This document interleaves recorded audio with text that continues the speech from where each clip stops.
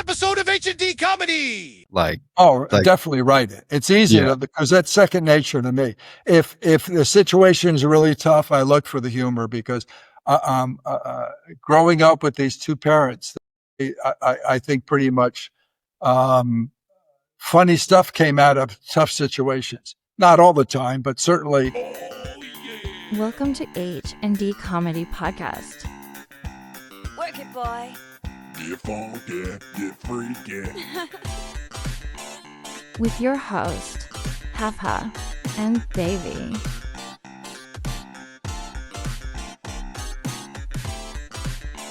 Oh, baby.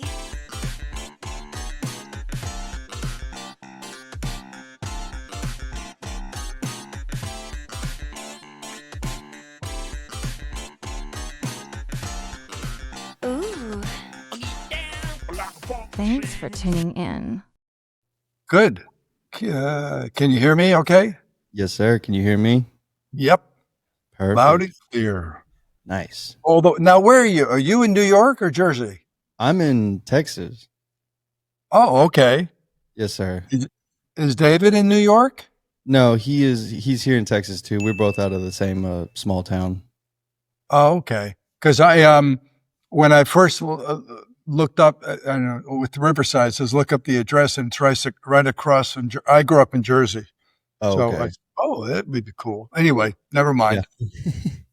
Yeah, I'm still trying to figure out some of this stuff about like how I'm still learning the time zone, I guess you could say, because our calendar was set for Eastern time instead of Central. Because there's 3 time zones in Texas. Wait until the fallback stuff happens. Over here, it's crazy because we're 6 hours ahead of East Coast time. But France does their time change, I think, about 2 weeks after the U.S.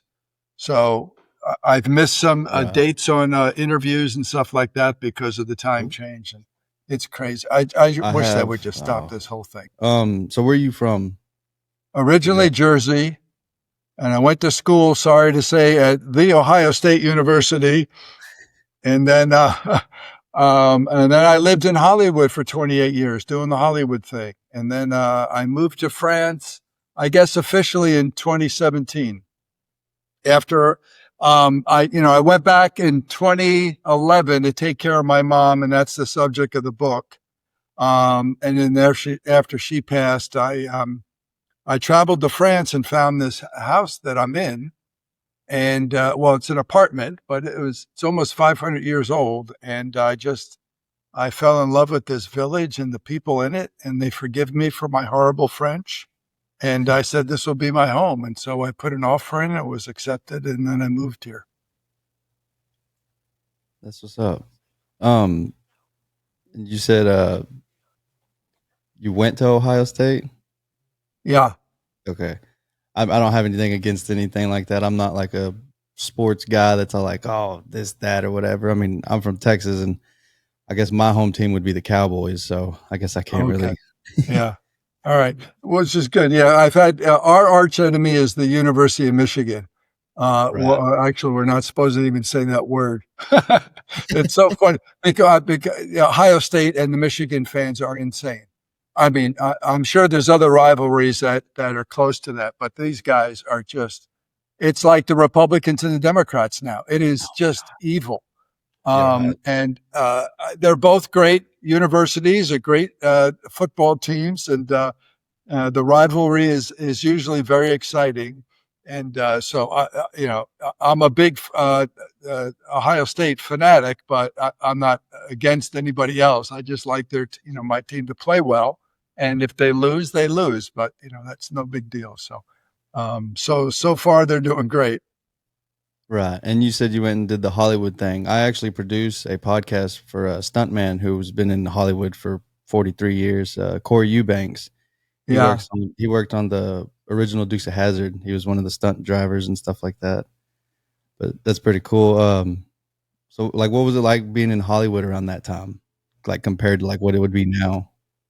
Oh, well, I don't know. I've been away from it for over 10 years. So I got there in 84. I gave up a really good design career. I was working for a couple of really good design firms in the Midwest. And then I said, I got to try this Hollywood thing. We were all like performers as children, and then I retired, I guess, from that at around 11, and then my focus was to go to medical school, and that's why I went to Ohio State. But the acting bug bit me again while I was there, and so I moved out in '84, and 80. It's a tough business, but you got to love what you do, and it's basically a crapshoot because some of the people I studied at the Beverly Hills Playhouse, which is a really reputable school. And, some of us did very well. I worked pretty steadily. I've got a nice pension coming, but there are a few people that became stars out of that. But still, nobody was like incredibly more talented than anybody else. We all had really good training. And part of it was just the luck of the draw. If you had a good agent or a good manager, it made a big difference because then you've got a lot more opportunities. I never had great agents. And at one point, I actually became my own manager. I created a whole persona, Michael Grant Management, and I got myself a couple of good jobs. Hey, you gotta do what you gotta And do. then, but that got a little weird because, Hollywood, they all lie. The agents lie. Everybody lies about everything. And I had to tell a director that I worked for that I was the manager that got me that job.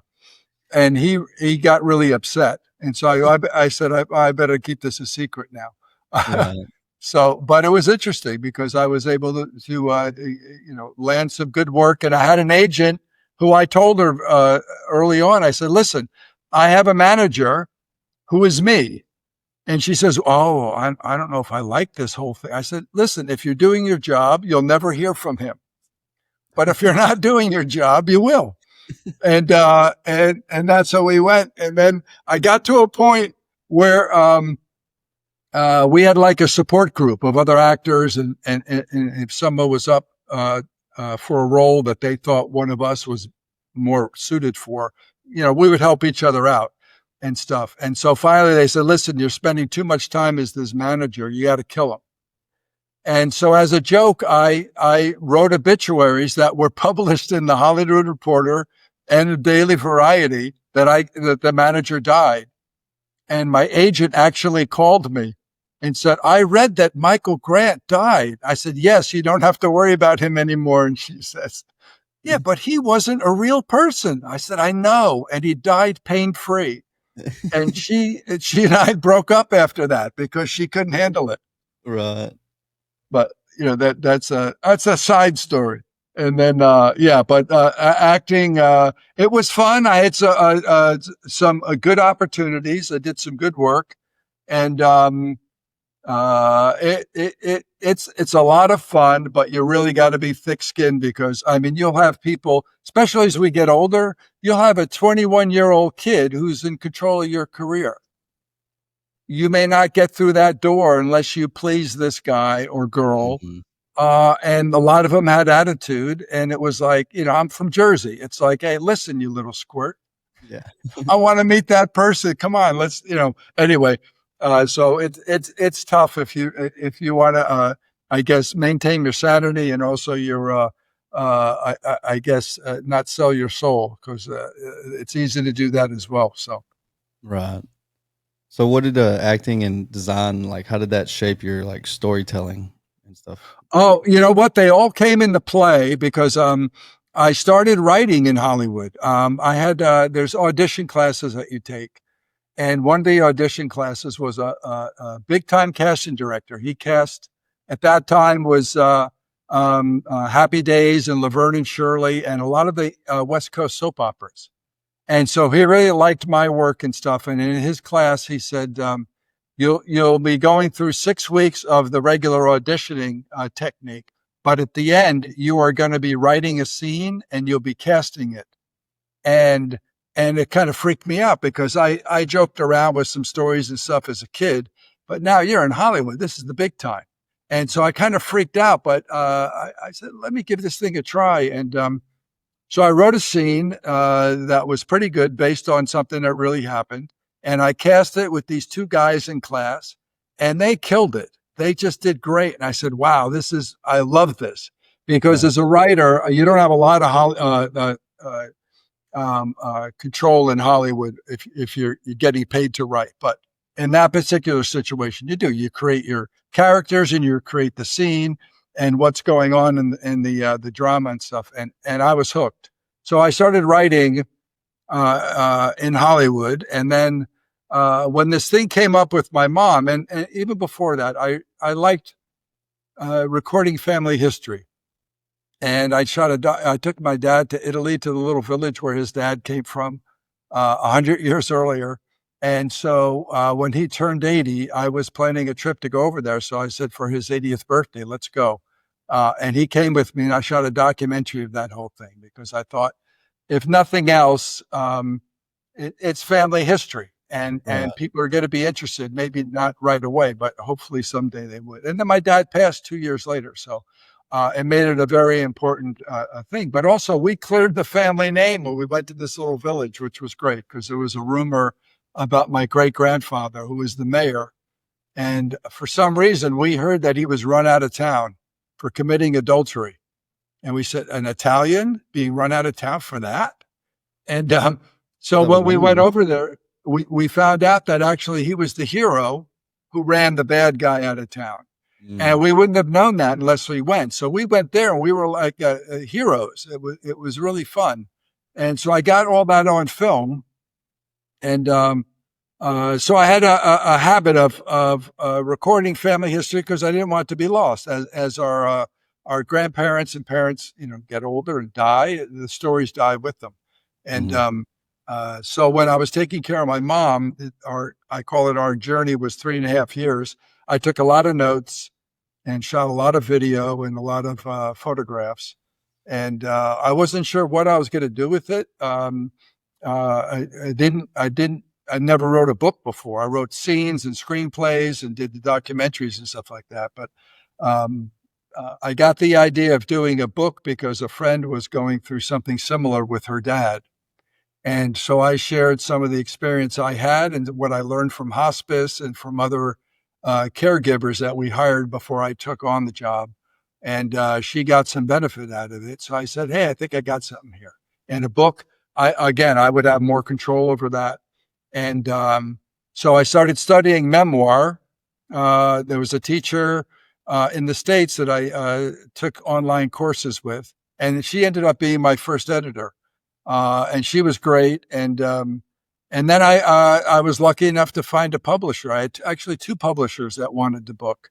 And so I went with the one that was more interested in quality. The other one wanted to go with speed. Let's get this out by Christmas. And I said, no, this is my first book. I want it to be as good as it could be. So we took about 1.5 years editing, and they were great. I had the final say on everything. So we never had any really, I think, big arguments or anything, but their notes were great. And I liked my storytelling and stuff like that. So that worked out great. And then the book came out, and I've been marketing it ever since. It's been out for 2.5 years now, and we're still getting reviews and a lot of interviews. And it's won a bunch of awards, which is very cool. I saw you've won like 17 awards from that. 17 so far. There's one more that we may get by the end of the year. We'll see what happens. But 17 certainly pretty good. Yeah. And but the stories that I've received a lot of personal notes from people who have read the book, and it's great because I had no idea. You put this stuff out, and you have no idea if it's going to resonate with anybody. Mhm. You hope it does, or you hope somebody will get inspired or learn something. If nothing else, they'll laugh, because my mother was very funny and my dad was as well. And luckily they passed that down to their kids. And so it's a very entertaining book, but there's some good tips in there also. And but again, you don't know if people are going to connect with it. And a lot of people have, and it's lovely. And now it's also going to be published in China and South Korea so far. Oh, wow. And they've got a few readers over there, so this may be a big deal. We'll see what happens. That's pretty cool. Maybe you'll get to travel around and read it or something. Well, we'll see. I told him, I said, I'm open to travel and help support the book. Of course, I'm not going to be reading it in China or Chinese, so it may be a little difficult, but we'll see how it goes. They were great. They were very enthusiastic about it, and the agent that put the deal together over in China loves the story, and he wants the next book. He's very interested because that's going to focus more on my dad, and yeah, so it's just very cool. The Right. whole thing's been great, and of course I've been marketing it like crazy. But the sales are good, the response has been terrific, and I think my publisher is very happy also with the results so far. That's good to hear. And you said your parents, they're to their kids. So like, how many do you have, brothers and sisters? There's 6 of us. Oh, So I'm the 3 boys, 3 girls. I'm the third son. I've got 1 younger sister, 2 older brothers, who were my torturers growing up. Now I'm taller than them, so revenge is coming. The book may have been part of that because I exposed some things in there. Hopefully they don't hate me too much for that. But right. They're their reading it and they're response, like, actually, that's very scary because I didn't let them read anything. I was warned ahead of time because, we all have different perspectives on the same events. mm-hmm. So this is my story, and I cover this in the acknowledgments and stuff. I said, if they want to tell their own story, they certainly can. But this is my story, how I remember things. And I Exactly. was fair and honest. And I don't paint myself as an angel or anything. So I expose my flaws and a few of theirs and a few of my parents. I had one brother that was not happy that I mentioned some things about the marriage and stuff. And I said, this is what shaped us all. So, Mm-hmm. That's what made you. yeah, it's important stuff. So, so some people have said it's very raw. And because, especially when you take, I was never a parent. My first child was an 89-year-old lady who was guilt tripping and stubborn as all get out and stuff like that. So it was quite a challenge, but I wanted to be honest about how that relationship is, especially for a son who's bathing his mother and seeing her naked for the first time and other things. Like a full circle, she bathed you and everything, and now you're just returning the favor. Yep. With tender, loving care, of course. Of course. But what was something that surprised you the most about caregiving?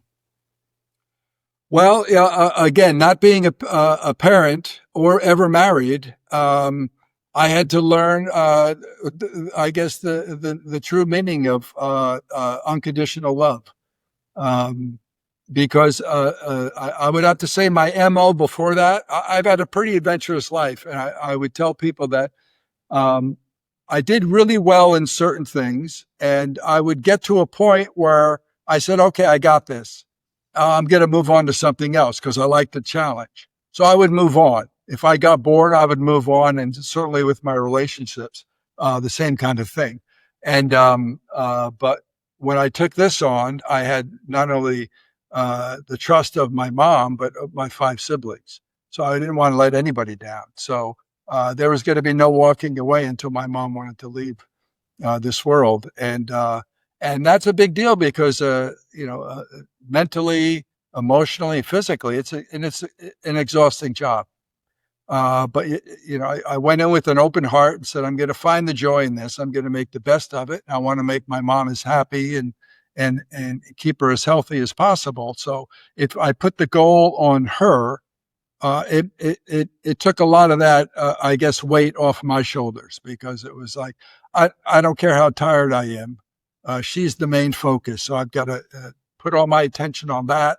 And then when I leave the room, then I can, whatever. Red wine was very helpful also in parenting, I learned. But I didn't want my mother to feel uncomfortable and I didn't want her to feel like she was a burden. So that's where a lot of the acting came in. So my training in that helped because I tried to be as cheery as possible. I wanted to make her laugh at least once a day. That was one of my goals. And I didn't want her to sense that this was nothing other than an honor for a son to take care of his mom. Right. And so, on the really difficult times, that was not so easy. So I would have to say some of my acting training kicked in then. That's pretty good. So like when you started writing, like what was your whole process that got you like when you sit down with your pen and your paper, your note, your computer, your cup of tea on your toilet, what do you what's your process for doing all that? I never did the tea on the toilet. That was my mom on the commode. Well, I took notes. I was privy to some really interesting conversations because she had a little bit of dementia, and she had some visions that were very interesting. So I wanted to record all this stuff because I wanted to record this for my siblings and then nieces and nephews and all that kind of stuff. So the main thing was just jot down the notes. Any of the dialogue that I remembered, I would jot it down right away so I wouldn't forget. And but I couldn't. Again, I didn't know if I was going to write a book or what, so I just had notes and lots of notes. But I couldn't sit and try to write stuff because it was too emotional. I really needed some emotional distance and also physical distance from it. So my mom passed in 2014, and I didn't start writing the book, I think, until 2016. In this room, I was in France at the time, and so I started. That was nice to have that time off because then I could reflect. And then I just started writing from what I remembered, and part of it was in chronological order, what happened then and the next day, but that's boring in a book. So then I started. Okay, so what memory did this particular action spark? And so that I had a lot of backstory. And at least with me, I have a really good memory of things way back when. I have a couple of very vivid memories when I was 2 years old. And a couple of those made it into the book because they were important. They were with my mother. And once you open up that door, it's amazing. They just flood. And that's the exciting part because you're sitting there go, oh, well, how am I going to, let's say, fill 300 pages or something? And it's like, no, you got to edit this stuff down because once open those doors, those memories flood in. And then the most difficult part for me was putting in a structure that was going to make sense and also be entertaining. And I guess to write interesting stories. So the structure was the most difficult thing for me, especially as a book. In a screenplay, I kind of know how to do that. But for this book, it was a little bit different. So that's where the publisher and the editors I worked with were very helpful. But I had a lot of raw material. Just from those 3.5 years, it was great.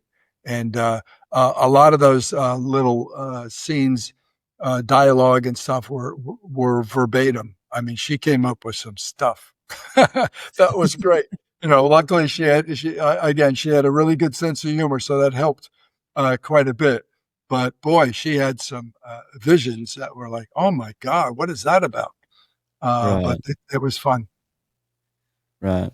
So like, have you had any kind of like fans send you any kind of like toilet themed gifts or anything kind of crazy? Like, oh my God, I loved your book so much. Here's like a mini toilet that's like a tea cup, No, I've seen some of those, I would call them tchotchkes, I'd say on Amazon or something like that. No, a friend for, I think maybe for my birthday, she put a cup of tea on a toilet and shot me a photograph. Awesome. But she was great because she's a good friend, actor friend from LA. She's originally from New York. And when she first heard about the book, she said, Mark, I'd love to read it, but my father just passed away a few weeks ago. So there's no way I could read this. And I said, absolutely, I understand. And then a few weeks later, she was going back to New York for the 4th of July. And she wrote on Facebook an update. So she's packing her bag. She shoots a photo of her with her bag, with the book in the bag. She goes, look what I'm taking to New York. And then while she's on the plane, she's reading it and giving me updates on chapters and all her friends on Facebook.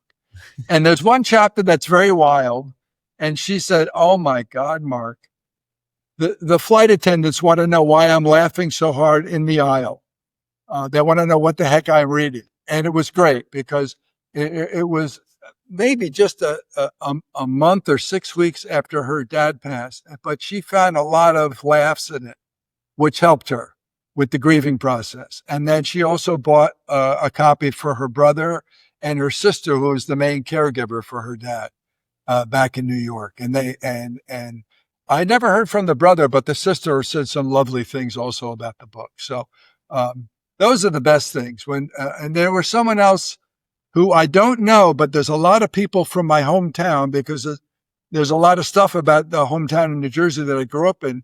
And so all the people that are, I'd have to say half of that town is on Facebook because I keep finding friend suggestions from Ridgewood, New Jersey. And so I would invite them to join. And a lot of them wanted to read things about Ridgewood and stuff. And a lot of them knew my parents, and a lot of them, my dad was a baseball coach, and there are people who said, "Oh, your dad was a great coach," and blah, blah, blah. I never made his team, so I didn't know. But he wasn't one of those dads. You had to make his team. Just go wait on the bench, son. Just go wait over Yeah, there. no, I wasn't even allowed on the bench. Oh, I no. hated practice, and yeah, that was one of the things. My dad and I butted heads about the baseball. Then, after all, I became a good player and stuff, but I still never played for him. But this one girl sent me a lovely note. She said, "My mother's 95, and I'm reading the book along with her, and we're both really enjoying it."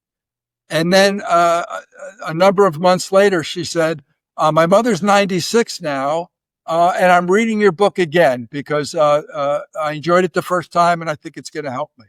And then a few weeks after that, she wrote, she goes, "I just wanted you to know that my mom passed at 96, and your book really helped me through all that because it made me laugh, and it made me really appreciate my mother and stuff." And I thought that was just, it killed me because that was so raw and very, I guess, generous for her to share that with me. And it was just a lovely note. And I don't know this person. She happens to be from the town where I grew up. But so that is when it's very cool when you say, okay, listen, my mom has not only helped, I guess, me and some of the people she knew during her life, but certainly after, which is a very nice thing. Right. I'm going to have to get a copy of the book for my mom because here recently she just had a hysterectomy. And then she had a couple other things kind of happen and comes back. Now she's got a set of, it's a really long cancer. I don't know the word. It's really long, but it's a cancer. Yeah. And I think she would have a good kick out of this because my comedy, my funny and stuff comes from my mom. You know, so like hearing your story and stuff, and like I read a little bit of the book, and I was just like immediately I was like, damn, all the time, all the funny stuff me and my mom used to do back in the day, and just I don't know, I love stuff like this. So it's really cool sitting down and talking with you about something like that, knowing that there's other people in the world that are kind of have went through or going through kind of like the same thing, you know. So yeah, it's a shame. That's why I think that the book, I say, it's timely and timeless. Because we're going to go through it or have been through it or certainly know people who are going through it. And there are, it's inevitable, but you know, there's ways of doing it to make it, I think, better and easier and more enjoyable for both sides of it. I don't know how far you got in the book, but there was one thing that was pretty funny. So while my mom was there, one of the first things I wanted to do, because we had some people living in the house. That she did not get along with. We didn't know how bad it was, but I think that's one of the reasons she wanted to leave this world. Right. She just said, if this is it, I'm done. I'm not happy. There was no medical reason, no physical reason. She just checked out. So she was like semi-comatose for a number of weeks. And I think there's a chapter in the book, I think it was a silent scream. So she wanted love back in the house. So she did this near-death thing. So we all came home. Yeah. We brought love back in the house, and then she kind of snapped out of it. And so one of the first things I did is I bought her a new wardrobe. If you want to cheer any person up, I guess, especially a woman, a new wardrobe will do it. And then I wanted to return dignity to her house because this was a house we all grew up in, and it was not in great shape. And so she was like a baby, so she slept a lot. So I started renovating the house. I had some skills and design skills and construction skills. So I started rebuilding the house. And so the first floor I did was the basement. And I kept her abreast of it. I had her help me pick paint colors and things like that. When everything was done, the last thing was the carpet. So I had carpet samples, 3-inch square carpet samples. And I put those on her breakfast tray and then went into the kitchen to fill up her juice cup. And I came back and she had one of those carpet samples in her mouth and a scowl on her face. And I said, what's going on? She goes, this is not a cookie. And I said, I know, Mom, it's a carpet sample. Which one tastes better? And she chose well. And so she loved the carpet sample. But those were this little funny things where, I guess with her eyesight wasn't great. And so that was not a cookie. And then I renovated the upstairs. The last floor I did was the upstairs, and it was the bathroom that was split when we grew up with the boys' side and the girls' side. So I took out the middle wall, and it's about 100 square foot bathroom, a huge bathroom. So I put a shower in, but also I wanted to put in a huge bathtub. And so I put in the tub, and I asked my mom if she wanted to christen it, because again, at old age, I don't know the last time she had a bath. She had sponge baths. I gave her 2 sponge baths a day, in the morning and at night. But bubble bath, I had no idea. So I said, would you like a bubble bath? She said, sure. So I carried her upstairs and I put her in the bubble bath, and I shot a picture of her, and she's beaming from ear to ear, just loving it. And the bubbles are up, covering any, her breasts and stuff like that. And then she passes out. And I'm like, oh, great. I try to do a good thing and I kill my mom. But at least she smelled good. Yeah. So I said, how am I going to explain this to my siblings? Because at first I thought she was kidding, because she had a wicked sense of humor. Right. And I'm patting her on the cheek, and she's out cold. So I get her out of the tub, I dry her off, I put her to bed, and I call up a nurse. And they said, you left her in the hot water too long. Her blood pressure dropped and she fainted. So she woke up about a half hour later. I stayed with her until she woke up, and she had no memory of passing out, but she did remember the new bathroom. So yeah, it was a win-win for me. And luckily I didn't have to say, hey guys, Mom had a bubble bath and it's going to be the last one. So. Well, I cleaned Mom, I guess for her funeral. So, yeah. So those are, I guess, some of the parenting tips that you may learn in the book. Right. So, was it harder to write comedy or to live it? Definitely write it. It's easy because that's second nature to me. If the situation is really tough, I look for the humor, because growing up with these 2 parents, I think pretty much funny stuff came out of tough situations. Not all the time, but certainly my dad had a great, demeanor and when he was out of the house, charm and stuff like that. And there was a moment 2 days before he passed. He was the first one with the Commode. So he passed 14 years earlier from when this thing started, and with my mom. And so we had a Commode for him.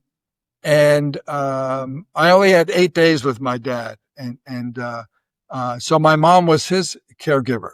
And she was great. And so at this point, he had heart disease, and he was in the final days of that. So he had about maybe 50 pounds of water weight on him. He was normally about 165 pounds. He was well over 200 pounds with this water weight.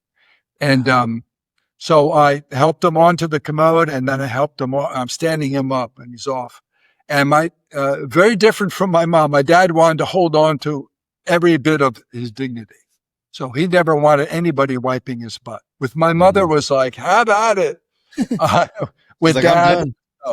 So he said, Mom stood by with the toilet paper, and I stand my dad up, and he says, give me 2 sheets. And my mom says, 2 sheets. And my dad says, I'm very accurate. And I almost dropped him. I laughed so hard, and luckily he laughed, and my mom, so all 3 of us laughed, and that was like the best. And it was just 2 days before he passed. So that was a great laugh for all of us. But That's what he did. And then the day before he passed, a hospice nurse came in because we were taking care of him. So we didn't need hospice until the last couple of days. And the hospice nurse came in, and we knew he was on his way. But this was her first visit, and she comes in and she examines my dad, and he's going, right? He barely has any kind of a heartbeat, but he had his sense of humor. And she's looking at him, and she's checking his pulse and stuff. And she says, "You're a good-looking man." And he says, "Maybe you should try on my glasses." Eyeglasses. So that's where my dad was. And then this woman was very funny. So my sister and I were in the kitchen, and we knew our dad was going. We had been with him. And she comes in and she says, your father is gravely ill. And we said, "Yes, we know." And she goes, No, he's gravely ill. And we said, "Yes, we know. We've been caring for him." And she was shocked because we were like upbeat about it. Not really, but that was our defense. So our humor was kicking in when we really wanted to cry. And so she left and sent a social worker over saying, "These people are in denial." It was very awkward. But again, my dad tried to maintain this humor until the end, which was lovely. So, that helped us quite a bit.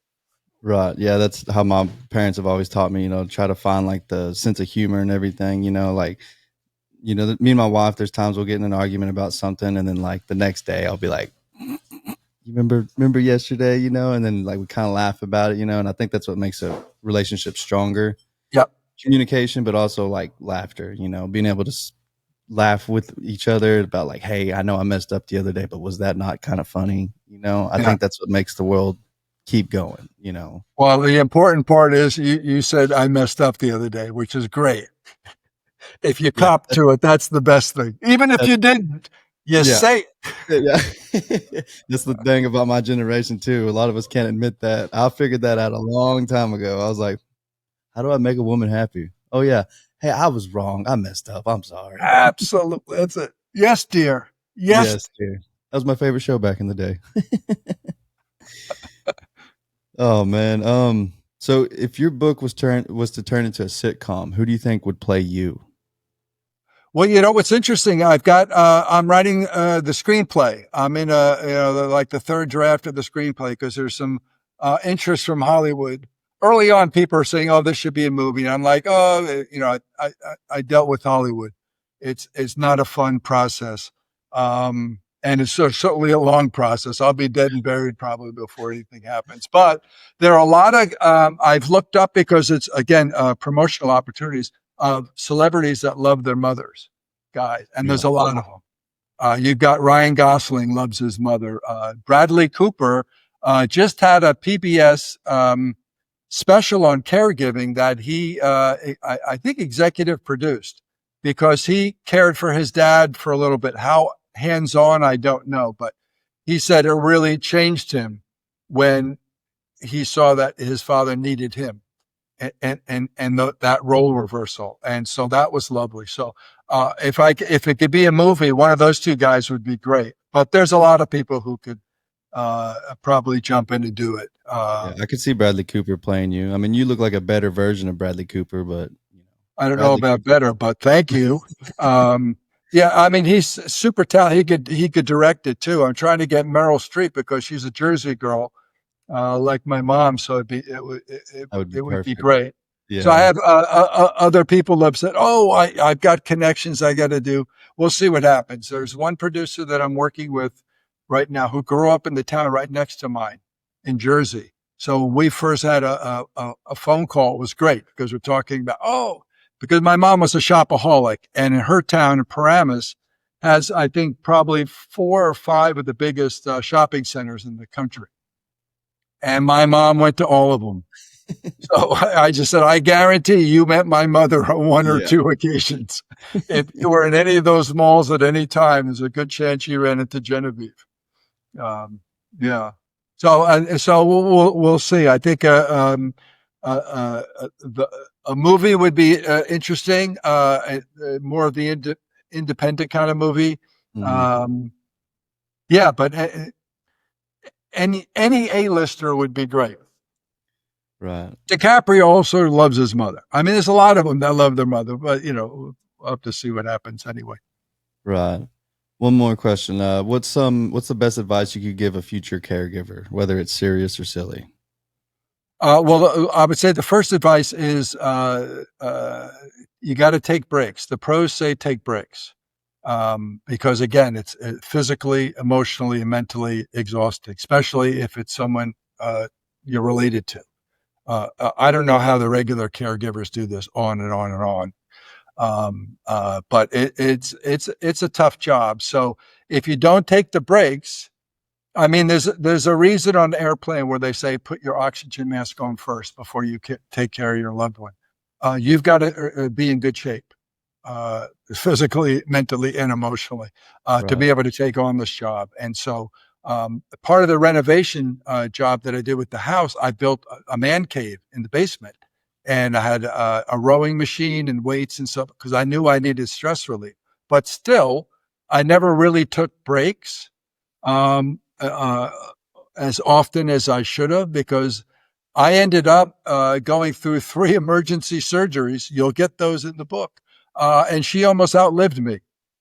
I was very close to checking out because the stress got to me. And being a guy, you said, "Yeah, I could take it. I'm okay. And it crept up and just went boom." So that's the main thing. Take a break. If you're uncomfortable doing this role, don't do it. Um, your loved one, if you're there, either as a supervisor or just present, that's enough. If you're not comfortable with the hands-on stuff, because it's pretty involved. So if you're uncomfortable, find something that's in your wheelhouse. 2 of my siblings never were hands-on. They did other things, but they were not comfortable doing it.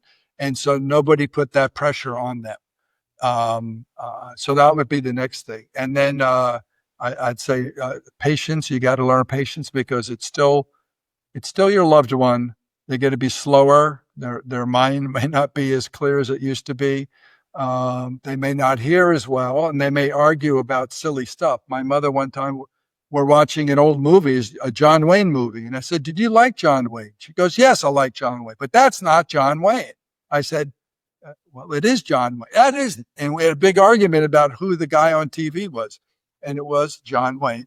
And so you just kind of roll with the punches there and just, okay, that's fine. She insisted that we all went to her high school, which was an hour and a half away on Long Island instead of 5-minute walk from where we grew up. And she insisted. So my brother and I came up with a fight song for her high school that we never did. So whenever she brought that up, we would start singing the Sawanica High School fight song just to keep her, and she'd go, "Oh, stop. Right. So it was just rolling with it because, it's okay. And then she had this one recurring vision that plays a very important part in the book and also play an important part in the movie. With this parade of children that came down our street, we grew up on a dead end near the end of it. So we're the second house on the right on this cul-de-sac. And she would be in her bed looking out her bedroom window, and she would see these kids, little boys, little girls, all dressed up with balloons and flowers, and she'd wave to them and maybe chat a little bit. And I look at her, I go, "What is," and she goes, "Oh, there's some daisies. I love daisies." I said, "I know, Mom, but what about," and she would, in great detail, and she saw these guys. She had a few other weird revisions, but this is the one that recurred. And so it's interesting because I pay it off in the movie and the version and also in the book, and I don't want to ruin the ending, but that played a very important role in when she passed. And I think that that parade of children represented a time when she was truly happy. And I think when she finally left, I think that's the time of her life I think she wanted to go revisit. Right. And it was, a time of innocence and everything. It was very cool. And then, once I wrote that, out of the blue, this is some very strange things. So I think if you make, let's say, a good positive decision to do something, the universe seems to come together and support it. And I had a lot of instances like that with this book, finding a publisher and all this other stuff. But so the book is done, and working on designing the cover and stuff. And my sister, out of the blue, sends me a bunch of old photos, family photos, black and white. And the one photo that's on the cover is a photo of my mom when she was about 8 years old. And she's wearing the same kind of outfit that she described in this parade of children for the girls. And she's holding flowers, which in her vision, all the girls were holding flowers. So I really think this was something she had in her memory. Said, this is when I was truly happy, and that's where I want to be. And that was just, I don't know how Carol came up with that or why she sent it at that particular time. I think she knew I was working on a book, but my gosh, it was perfect. It was absolutely perfect for the cover. Right. That's amazing. Yeah. So where can people find your book? Like, plug your book. It's on Amazon and Barnes and Noble. It's in some brick and mortar stores also, but if they just Google A Cup of Tea on the Commode, it's everywhere. And soon to be in China and South Korea. So Amazon has 4 versions. So it's a paperback, ebook, large print paperback, and also the audiobook. I recorded the audiobook here. And then Barnes and Noble, I don't know if they have the audiobook, but I think they've got the paperback and large print and ebook. And then, if they Google A Cup of Tea on the Commode, we've got a YouTube channel with a bunch of funny videos. We're on everything from Facebook to LinkedIn to TikTok and Blue Sky and all these other things too. So I've been doing some heavy marketing, so it's out there. And luckily, again, people have picked up on it and stuff. So A Cup of Tea on the Commode is everywhere, which is lovely. That's awesome. Mark, thank you again for coming and being on H&D, man. We'll definitely have to get you back on and talk more about it once you get the movie all produced and everything. Okay. Yeah, I'll be in 100 years. Let's go. I'll keep drinking wine until it happens. Yeah, I would love to. If you want to get you and David, and we could talk about some other stuff, or definitely when I get the other book going. So we're about halfway through that, and there'll be a lot of fun stories in that as well. Okay, right on, Mark. Yeah, we'll definitely keep in touch. Can you? And it's Mark Steven. How do you say your last name? Porro. Porro. Zorro with a P. Zorro with a P. That's what I thought. All right, Mark. You have a good night, man. Thanks, Rafa. Take care. Thank you for watching H&D Comedy Podcast. Work it, boy. Get funky, get freaky. Be sure to like and subscribe. It really helps us so we can bring you more content. Oh, baby.